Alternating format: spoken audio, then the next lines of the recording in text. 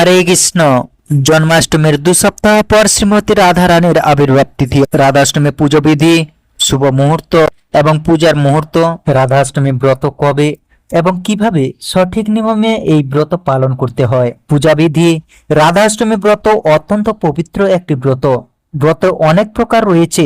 12 মাসের একাদশী ব্রত, দুর্গাষ্টমী ব্রত, শ্রীকৃষ্ণের জন্মাষ্টমী ব্রত, এইরকম যত প্রকার ব্রত রয়েছে তার মধ্যে শ্রেষ্ঠতম ব্রত হচ্ছে এই রাধাষ্টমী ব্রত। বলা হয়েছে হাজারো একাদশী ব্রত পালন করলে যে ফল প্রাপ্তি হয়, একটা শ্রীকৃষ্ণের জন্মাষ্টমী পালনে তার সেই ফল প্রাপ্তি হয়। কিন্তু শত জন্মাষ্টমী ব্রত পালনের যে ফল প্রাপ্তি হয়, সেই ফল শুধুমাত্র একটি রাধাষ্টমী ব্রত পালন করলে সেই ফল প্রাপ্তি করা যায়। শুধুমাত্র একটা রাধাষ্টমী ব্রত পালন করতে পারলে অনায়াসেই সেই ফল লাভ করা যায়। বহু সৌভাগ্যক্রমে আমরা মানব জন্ম লাভ করেছি। সেই মানব জন্মকে সার্থক করতে অবশ্যই আমাদের ব্রত পূজা অর্চনা করতে হয়।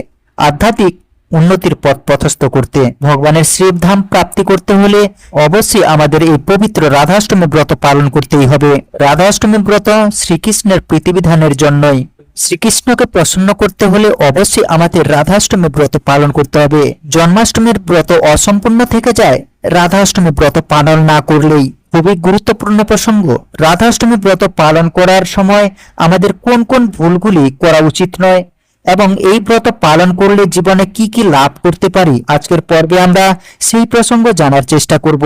সকলকে স্বাগত জানাচ্ছি আমাদের প্রভু বার্তা চ্যানেলে। আমরা সবসময় চেষ্টা করি এইরকমই সনাতন ধর্মের ধর্মীয় তথ্যগুলোকে এবং 12 মাসের 13 পার্বণের সকল গুরুত্বপূর্ণ তথ্যগুলোকে আপনাদের সাথে উপস্থাপনা করতে, শেয়ার করতে। তাই আসুন আগামী কিছুক্ষণ সময় ধৈর্য ধরে ভক্তি ভরে আজকের এই গুরুত্বপূর্ণ তথ্যগুলি জেনে নিই। আশা করছি অবশ্যই সমৃদ্ধ লাভ করবেন। ভালো লেগে থাকলে অবশ্যই একটা লাইক করে কমেন্টে ভগবান শ্রীকৃষ্ণের নামটি অথবা রাধাকৃষ্ণের নামটি একবার হলেও লিখে যাবার অনুরোধ জানাচ্ছি। 1425 সালে রাধাষ্টমী 31শে আগস্ট রবিবার পালিত হবে। রাধাষ্টমী 2025 খ্রিস্টাব্দ তিথি ও মুহূর্ত। অষ্টমী তিথি শুরু হচ্ছে 30শে আগস্ট 10:45 থেকে। অষ্টমী তিথি শেষ হবে 1 সেপ্টেম্বর 12:57 রাধা অষ্টমী পূজার মুহূর্ত সকাল 10টা থেকে 12:30 পর্যন্ত। মধ্যাহ্নকাল। পূজার শুভ সময় দুপুর 12টা থেকে দুপুর 2টার মধ্যে। এই শুভক্ষণের মধ্যে অবশ্যই আমাদের রাধাষ্টমীর পূজা সম্পন্ন করতে হবে। রাধাষ্টমী একবার, শুধু একবার পালন করলেই সহস্র পর্বতের সমান। আপনি যদি কাউকে সোনা দান করেন তাহলে যে ফল লাভ হবে তার 100 গুণ ফল পাবেন শুধুমাত্র একটি রাধাষ্টমী ব্রত পালন করলে। যদি কোনো পাপী ব্যক্তি অশ্রদ্ধায় বা অবহেলাতেও রাধাষ্টমী ব্রত পালন করে তাহলে সে বৈকুণ্ঠ প্রাপ্ত হবে। একবার রাধাষ্টমী ব্রত পালন করলে গোহত্যা, ব্রহ্মহত্যা সহ সকল পাপ বিনষ্ট হবে। যে স্ত্রীরা রাধাষ্টমী ব্রত পালন করেন না সে কোটি জন্মের নরকবাস করে থাকে, আর পৃথিবীতে কোনোভাবে জন্মগ্রহণ করলেও তাকে বিধবা হতে হয়। এই রাধা অষ্টমীর দিন উপবাস করে নিয়ম ও নিষ্ঠ সহকারে শ্রী রাধারানীর পুজো করলে আপনার জীবনে সব সময় সুখময় শান্তি বজায় থাকবে ও জীবনে কোনো দিন আপনি দুঃখ, দুর্দশা ও কষ্ট ভোগ করতে পারবেন না, সবই দূর হয়ে যাবে। রাধা অষ্টমীর ব্রত পালন করার আগে আপনাকে ব্রতের মাহাত্ম্য অবশ্যই জানতে হবে। যখন থাকবে যৌবন তখন কর গোবিন্দ ভোজন। হরে কৃষ্ণ। এসে গেছে ভাদ্র মাস। ভাদ্র মাস মানেই বিশেষ বিশেষ মহত্বপূর্ণ তিথির আগমন। এই তিথিগুলি আমাদের অনেক গুণ পূর্ণত। ভাগবত ধাম থেকে বহু ভগবানের আবির্ভাব হয়েছেন এই ভাদ্র মাসে, আমরা সবাই জানি। আপনাদের সবাইকে পবিত্র রাধাষ্টমীর শুভকামনা জানাই ও বড়দের নমস্কার এবং ছোটদের প্রতি প্রীতি ও শুভেচ্ছা। আশা করি ভগবান শ্রীকৃষ্ণের কৃপায় ভালো আছেন। আজ পবিত্র রাধা অষ্টমী পূজাবিধি, শুভ মুহূর্ত কখন, কিভাবে পালন করবেন, কি খাবেন, কটা পর্যন্ত পালন করতে হবে এই ব্রত। হাজারো একাদশী ব্রত করলে যে ফল পান, আপনি শুধু একটি মাত্র রাধাষ্টমী ব্রত পালন করলে তার 100 গুণ ফল বেশি লাভ করবেন। রাধা অষ্টমীর দিন উপবাস করে নিয়ম ও নিষ্ঠা সহকারে শ্রী রাধারানীর পুজো করলে আপনার জীবনে সব সময় সুখ ও শান্তি বজায় থাকবে ও জীবনের সমস্ত দুঃখ দুর্দশা দূর হয়ে যাবে। না হলে কিন্তু ব্রতের কোনো ফল পাবেন না। তাই চলুন প্রথমে জেনে নিই রাধা অষ্টমী কবে পালন করতে হবে। শ্রী শ্রী রাধা অষ্টমী ব্রত পালন করতে হবে।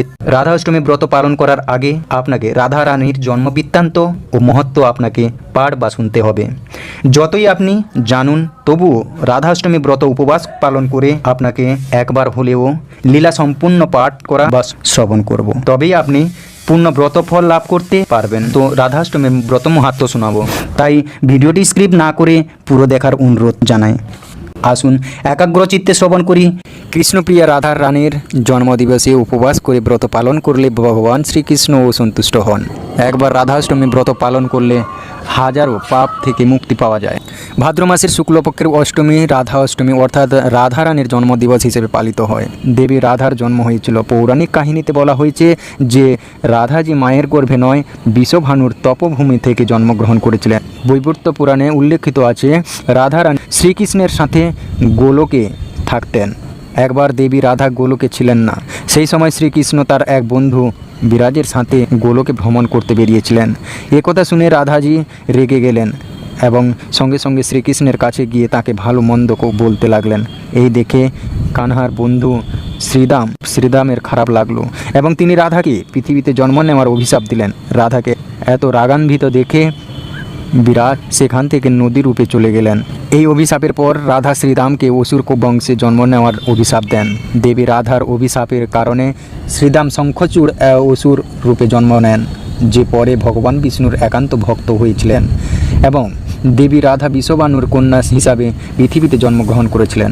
কিন্তু বিষভানুর স্ত্রী কীর্তি দেবীর গর্ভ থেকে রাধারানীর জন্ম হয়নি। যখন শ্রীরাম এবং রাধা একে অপরকে অভিশাপ দেন তখন শ্রীকৃষ্ণ রাধাকে বলেছিলেন যে আপনাকে দেবী কীর্তি এবং বিষভানুর কন্যা হয়ে পৃথিবীতে বাস করতে হবে। সেখানে আয়ান নামে এক বৈষ্ণের সঙ্গে তোমার বিয়ে হবে। আয়ান আমার অবতার হবে এবং তুমিও পৃথিবীতে আমার প্রিয় হয়ে থাকবে। সেই রূপে আমাদের সইতে হবে বিচ্ছেদের বেদনা। এখন পৃথিবীতে জন্ম নেওয়ার প্রস্তুতি নেন। জাগতিক দিক থেকে দেবী কীর্তি গর্ভবতী হন এবং তাকে জন্ম দেন। কিন্তু বায়ু যোগমায়ার দেবী কীর্তির গর্ভে প্রবেশ করেন এবং তিনি বায়ুর জন্ম দেন। যখন তিনি প্রসব বেদনার মধ্য দিয়ে যাচ্ছিলেন ঠিক সেই সময়ের দেবী রাধা কন্যা রূপে আবির্ভূত হন। কৃষ্ণপ্রিয়া রাধা রানীর জন্মদিবসে উপবাস করে ব্রত পালন করতে ভগবান শ্রীকৃষ্ণ সন্তুষ্ট হন এবং আপনার ইচ্ছা অনুসার ফল দেন। রাধা নাম পৃথিবীর সকল দুঃখের বিনাশকারী। বিশ্বাস অনুসারে এই দিন উপবাস করে ব্রত পালন করলে অর্থের অভাব কোনোদিনও হয় না এবং ঘরে সমৃদ্ধ বজায় রাখে। সকালে স্নানাদি সেরে নির্বৃত্ত হয়ে সূর্যদেবকে জল অর্পণ করুন। এরপর চৌকি পাতুন এবং তার সামনে একটি মাটি বা তামার কলস স্থাপন করুন। এই চৌকিতে বস্ত্রে সজ্জিত রাধারানীর মূর্তি স্থাপন করুন। ষোড়শ উপচারে রাধাজির পূজা করুন। মধ্যাহ্নে রাধাজির পূজা হয়। পূজার পরে উপবাস করুন এবং দিনে একবার খাবার গ্রহণ করুন। পরের দিন বিবাহিত নারী ও ব্রাহ্মণদের শ্রদ্ধা অনুসারে খাবার খাওয়ান এবং দক্ষিণা প্রদান করুন। এরপর প্রসাদ হিসেবে নিজে খাবার খান। শ্রীমতী রাধারানীর জন্ম লীলা রহস্য। লীলা পুরুষোত্তম ভগবান শ্রীকৃষ্ণ হচ্ছেন সর্বশ্রেষ্ঠ শক্তিমান স্বরূপ। যেহেতু কৃষ্ণ শক্তিমান পুরুষ তাই তার থেকে অনন্ত শক্তি প্রকাশিত হয়েছে, যেমন সৃষ্টি শক্তি, লীলা শক্তি, ইচ্ছা শক্তি, জীবন শক্তি, মায়া শক্তি, যোগ মায়া আদি ষোড়শ শক্তি, তাছাড়া অন্তরঙ্গা শক্তি ইত্যাদি। চিন্ময় জগৎ গোলকের সমস্ত কার্যকলাপ শ্রীকৃষ্ণের অন্তরঙ্গা শক্তির দ্বারা সম্পন্ন হয়। এই অন্তরঙ্গা শক্তি তিন ভাগে বিভক্ত: সন্ধিনী, সম্বিত ও আহ্লাদিনী। সন্ধিনী শক্তির সাহায্যে সমস্ত চিৎ জগৎ প্রকাশিত হয়েছে। সম্বিত শক্তি বা জ্ঞান শক্তির দ্বারা শ্রীকৃষ্ণ নিজেকে জানতে পারেন। কৃষ্ণ ভক্তেরা এই শক্তির সাহায্যে শ্রীকৃষ্ণকে জানতে পারেন। আর আহ্লাদিনী শক্তির দ্বারা শ্রীকৃষ্ণ দিব্য আনন্দ আস্বাদন করেন এবং ভগবান এই আহ্লাদিন শক্তির কৃপায় কৃষ্ণ প্রেমের সমুদ্রে অবগান করেন। এই আহ্লাদিন শক্তির প্রতিমূর্তি হচ্ছেন শ্রীমতী রাধা ঠাকুরানী। বৈবর্ত পুরাণে শ্রীমতী রাধারানীর জন্মলীলা সম্বন্ধে বলা হয়েছে যে অপ্রাকৃত বৃন্দাবন ধামে মাধবীতলায় আসীন রত্ন সিংহাসনে কৃষ্ণচন্দ্র একা বসে আছেন, জন্মলীলা প্রকট করেছেন। যেহেতু আমরা মায়াবদ্ধ জীব তাই আমাদের কৃপা করার জন্য তারা আমাদের মতো জন্মলীলা পরিগ্রহ করেন। প্রকৃতপক্ষে তাদের জন্ম ও কর্ম সবই দিব্য বা অপ্রাকৃতিক। পদ্মপুরাণের উত্তরখণ্ডে শিব পার্বতী সংবাদে ভৌম বৃন্দাবনে শ্রীমতী রাধারানীর জন্ম সম্বন্ধে আমরা জানতে পাই যে বৃন্দাবনে বিষভানু রাজা নামে এক পরম ভক্ত বাস করতেন। তার কীর্তিদা সুন্দরী নামে এক পতিপ্রাণা স্ত্রী ছিল। তারই গর্ভে ভাদ্র মাসের শুক্লাষ্টমী তিথিতে মধ্যাগ্নে শুভক্ষণে শ্রীমতী রাধারানী জন্মগ্রহণ করেন। কন্যা রত্ন দর্শনে সমগ্র বৃন্দাবন দিব্যানন্দে মগ্ন হলেন। কন্যার রূপে সকলে মুগ্ধ হলেও তার চোখ নিমিলিত ছিল বলে সকলেই মনে করল কন্যাটি অন্ধ হয়ে জন্মগ্রহণ করেছে। রাধারানীর চোখ মুদ্রিত হয়ে থাকার কারণ হচ্ছে একদিন গোলকে কৃষ্ণ রাধাকে জ্ঞাপন করলেন যে তিনি অতি শীঘ্রই পৃথিবীতে অবতরণ করবেন, সুতরাং রাধারানী যেন সেখানে অবতরণ করেন, কেননা সেখানে উভয়ের মধ্যে বিচিত্র মাধুর্য লীলা বিলাস হবে। কৃষ্ণের কথা শুনে রাধারানী বললেন যে যদি তাকে পৃথিবীতে অবতরণ করতে হয় তাহলে পরপুরুষের মুখ দর্শন করবে না।